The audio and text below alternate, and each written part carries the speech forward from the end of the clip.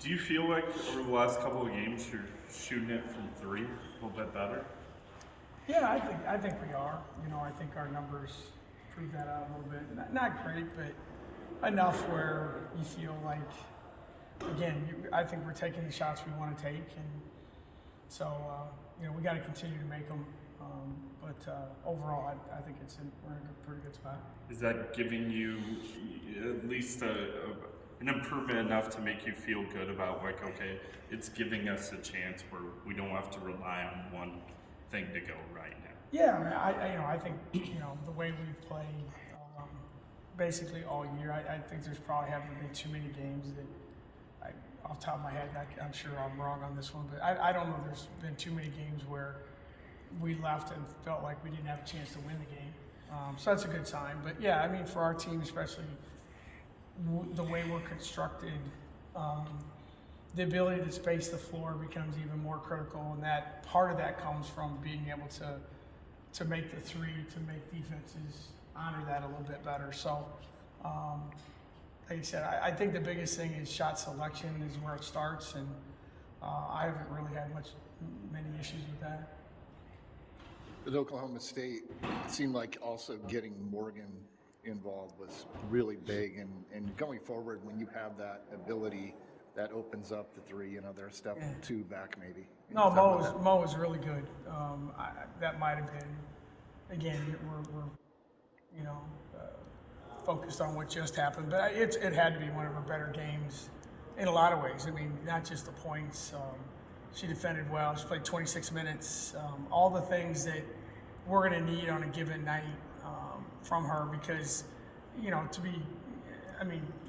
to be honest and realistic, Nia and Ash aren't really built to play in the post, for a lot of minutes. So we got to get it somewhere, and I think that's a great thing for Mo. And I think the biggest thing is, I've said this many times, she's a kid that's really done everything we've asked her to do. Her roles here have changed, kind of like the weather, and she just accepts it, and she wants to do whatever it takes for her team to be successful. And I think you can tell, if you come to practice, you go to games, when things go well for her, the excitement of our team elevates, because everyone cares about her, because she cares about everyone else. So that's pretty cool to see.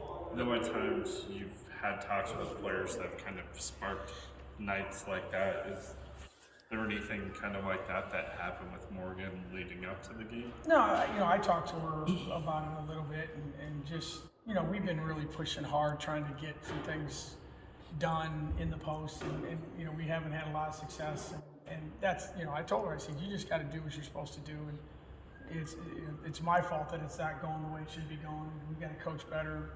I got to do things differently with her, and we just tried to get her to relax, but really it's just, Mo shows up every day, and I think that's a skill. You show up to work every day, that's a pretty big deal. And she shows up to work every single day, and I think it's even harder when you show up for work every day and you don't know what is expected of you or what's going to happen that day. I mean, Lex, Ash know they're going to play, they're going to start, they're going to shoot, they're going to whatever. Mo, has played 6 minutes. She's played 26 minutes, and that says a lot about her character. That, hey, I'm going to be here, and whenever you need me, I'll show up and do it. And she's done it consistently, and it's neat to see her have some success. And hopefully that'll be something she can finish with. How are you guys doing health-wise? I think on the pregame show you had mentioned Maggie might be dinged up. Yeah, she just, I don't know that she's really dinged up. I think it's just an ongoing thing that she's never going to be completely healthy, and she hasn't been for a long time. And we just have to be smart about how much she practices. But really, everyone's, for this time of year, we're okay. The medical report that I get weekly has little stuff on it, and it's maintenance. It's but right now, it's who cares? Rest, right? You can rest in a couple weeks, and we have a couple of them that can rest the rest of their lives. So just go out and play. And like I said, I think the biggest thing for us is, I've said this all the time, we just have to practice smart. Yesterday was a walkthrough day. Today, it'll be a hard 40 minutes. And, save it for, it's hard to believe we have 1 week to go in the regular season, but our kids have managed it really well. And the staff, our training staff, our strength and conditioning staff, they're the best at what they do. And they do a great job of letting us know what the other kids can do. What do you make of this final 3-game stretch, and how big is it to finish strong going into KC? I think it's always big. You want to finish everything in a positive way. I tell our kids that all the time, that I'm a firm believer that it takes a special person, team, business, whatever it is, to finish. Anyone can start. It takes no skill, no talent, no nothing. Anyone can start something, but the ability to finish strong and finish and fight for something. And then, like I said, I don't know, there's 350, 60 Division I teams in the country, and there's a lot of them are playing this week because they have to. We're playing because there's something to play for, and whether it's playing for seeding, playing to build your resume for the NCAA tournament, whatever it is, it's cool to feel like you're in the last week of the regular season. And it's still really important, and it's fun to come to practice, and you should be motivated to come to practice. So our group has done that, and I think we're excited that we still have 2 home games left.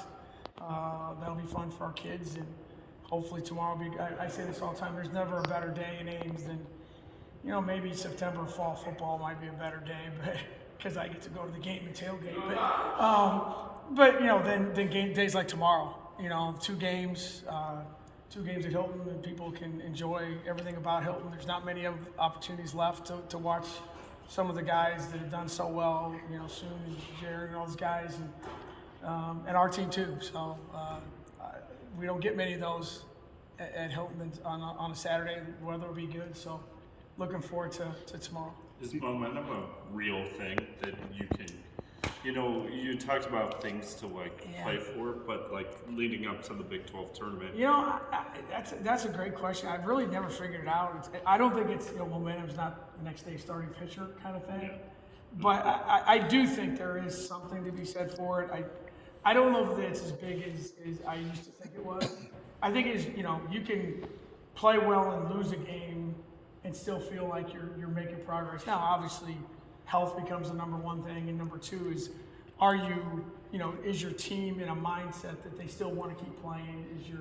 Is your motivation still the same? So yeah, I think it's, there's no question it's a factor, but I don't know that it's as big a factor maybe as we want, as coaches want it to be, and that we focus on that. But I think at the end of the day, you just want to feel like you're in a good space, mentally, physically, and just. The games come so quickly, and for us, the regular season is going to end next Saturday. That's over. The Big 12 tournament is its own animal, own entity. So So can you pick? I guess these last 3 games? Do you feel like it could help you pick up momentum for that? Oh yeah, I think it could. I definitely think it could because, I think it could because you don't know who you're going to play. Yeah. You're probably going to play the way it looks. You're going to play someone that you split with during the year, so you're like, okay, you better have some motivation. And I think the excitement too of going to Kansas City, doing it. I've said many times, besides the NCAA tournament, it is the best basketball weekend there is in this country. Period. It's not even debatable. And so the excitement of going and being a part of that maybe does carry. That excitement adds to a little bit of momentum, makes it a lot more fun. So I think our kids will be excited to do it. To piggyback off of that, you mentioned you can play well in a loss. And if from a layperson's perspective, watching the Oklahoma State game, it felt like you guys did that, showed the toughness you needed to show, and they just made a great shot at the end that made it tough to overcome. How do you feel? Do you feel that added to the body of work of winning 2 big games the week before? That you didn't win, but you did a lot of things really well. No, I do. Obviously when you lose, it sucks, and you don't sleep well. And we had to spend the night in Stillwater. No offense to Stillwater, but I'd rather come home and not sleep in my own bed than not sleep in a hotel room. But no, I thought we played really hard. we had 8 turnovers and 5 of them were offensive fouls, or so we had 3 ball handling errors. We competed against a really good team. I wish we could make a few more layups. That would help. But no, I mean, you're disappointed when you lose, but I didn't walk out of there feeling like, wow, we were just really, really bad. I think, they were better. They made some big shots at big times, and, I think that's the nature of, and I think, again, that's the nature of this time of year.